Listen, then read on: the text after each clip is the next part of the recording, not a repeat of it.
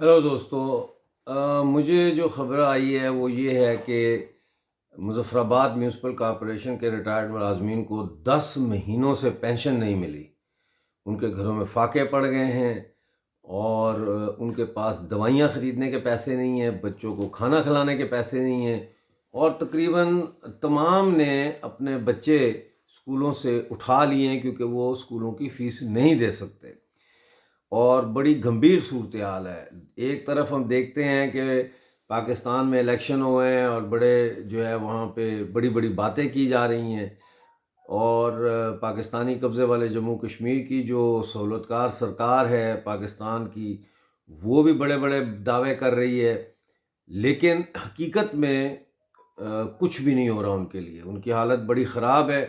اور مجھے مظفر آباد سے کئی دوستوں کے اور لوگوں کے میسج آ رہے ہیں کہ بھارت سے یہ اپیل کریں کہ بھارت ہماری مدد کو آئے، اور یہ بھی میسیجز آ رہے ہیں کہ ہمیں یہ بتایا جائے کہ پاکستانی قبضے والے جموں کشمیر کے حقوق پر جو ڈاکہ ڈالا جا رہا ہے پچھلے 76 سالوں سے، تو جب کسی کے گھر میں چوری ہوتی ہے تو لوگ جا کے لوکل پولیس اسٹیشن میں رپورٹ کرتے، ایف آئی آر کٹتی ہے، انکوائری ہوتی ہے، اور چور کا پیچھا کیا جاتا ہے، انویسٹیگیشن ہوتی ہے، اور پھر اس چور کو پکڑ کے سزا دی جاتی ہے،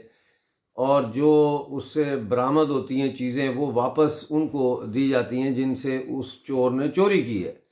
تو پاکستانی قبضے والے جموں کشمیر کے عوام یہ سوال کرتے ہیں پوری دنیا سے کہ 76 ایئر سے ہمارے حقوق پر، ہمارے زمینی اور پانی کے جو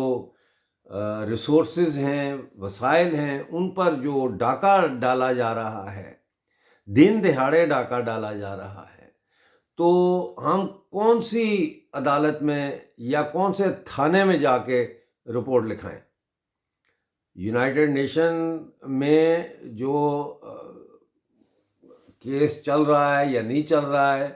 وہ تو بالکل ایک بیکار جو ہے نا ایک ایکسرسائز ہے، اس کا تو کوئی فائدہ نہیں ہے، نہ اس کا انڈیا کو فائدہ ہے، نہ پاکستان کو فائدہ ہے، نہ کشمیر کو فائدہ ہے۔ اس کا فائدہ صرف چند سہولت کاروں کو اور چند بیوروکریٹس کو اس کا فائدہ ہے، یا فارن آفس کے جو لوگ ہیں ان کو فائدہ ہے، لیکن اس کا کوئی فائدہ نہیں ہے پاکستانی قبضے والے جموں کشمیر کے عوام کو۔ اسی طرح سے بتائیں کہ کون سی عدالت ہے دنیا کی، کون سا پولیس اسٹیشن ہے جہاں ہم جا کے ہمارے ساتھ جو ڈاکہ زنی ہو رہی ہے اس کے خلاف رپورٹ جمع کرائیں؟ میری بڑی تفصیل سے پچھلے 2-3 دن پی او جے کے میں لوگوں سے بات ہوئی ہے، اور لوگوں کا یہی کہنا ہے کہ ہمیں بھارت میں شامل کیا جائے اور بلا تاخیر شامل کیا جائے۔ ہم قانوناً بھارتی شہری ہیں، اور اب پاکستان میں الیکشن ہوئے ہیں، یہاں پہ ایک فریکچرڈ مینڈیٹ ملا ہے پاکستان گورنمنٹ کو، تو ان کے پاس تو اتنی پاور نہیں ہے کہ یہ کسی انٹرنیشنل فورم پر جا کر اپنا مقدمہ لڑ سکیں، یعنی کہ کشمیر بنے گا پاکستان کا مقدمہ لڑ سکیں، ان کے پاس تو یہ پاور بھی نہیں ہے۔